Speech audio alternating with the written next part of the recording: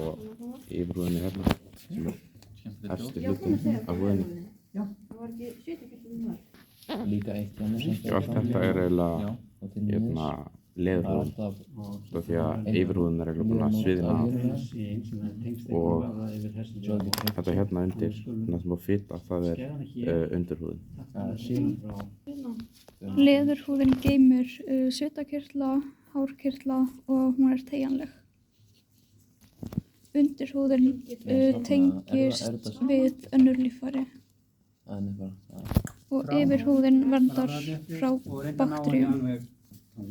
Já, þetta hérna eru klaufarnar á kindinni og þetta svona...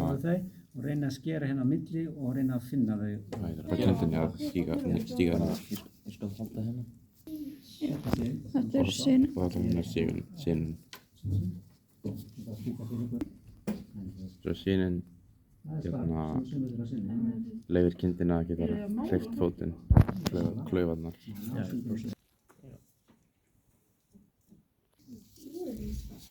Þetta er sem jámælir okkar að við getum hreyft okkur hringi og fram og tilbaka meðan þessi renniliður hér sem er svona með skál inni í þannig að það er engin hliðarhreyfing leið, rennir bara svona eins og hnéð á hundir. Þannig að þegar við fáum högg á hnéð þá verður við oft fyrir meiðslum. Þannig að fremst hérna sjá tvö lítil göt, tengi kúluna, sjá tvö lítil hérna inni sem er svona smá nabba. Það er eiginlega liðböndi sem tengja kúluna við skálina. Það eru allstaðar í svona liðamótum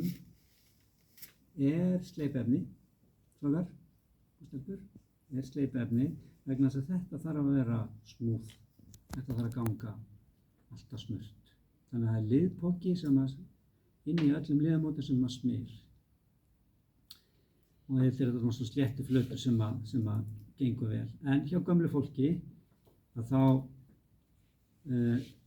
slitna beinin, liðpokinn verður þurrari og hann smyr kannski ekki eins vel. Þannig að það fer að valda sársauka öll þessi bara svona venjuleg hreyfing. Þannig að þessi kúla er skorin í burtu, settur pinni hérna inn í lærlegginn og gerfum kúla upp og svo er hún fest hérna saman við saumuð henni liðböndum hér. Bein við bein og sinarnar sem ganga yfir sem halda honum sínum stað. Ég gat eiginlega slitið hann vegna þess að ég er búinn að taka vöðvafestingarnar, þá voru bara þessi tvö liðbönd eftir. Ég ætla að reyna að komast inn í hnéð. Þetta er í raun hnéð hérna. Hérna er liðband, til dæmis.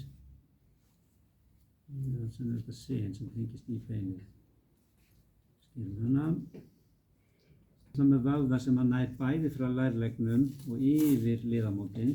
Þannig að ég þarf að skera hann í burtu hér. Til að komast að liðamótunum. Flutt liðband gæti verið krossband inn í hnénu, það hér. Skera það. Hérna er annað. Skera það. Þá erum við raun komið með frjálsan fótlegg.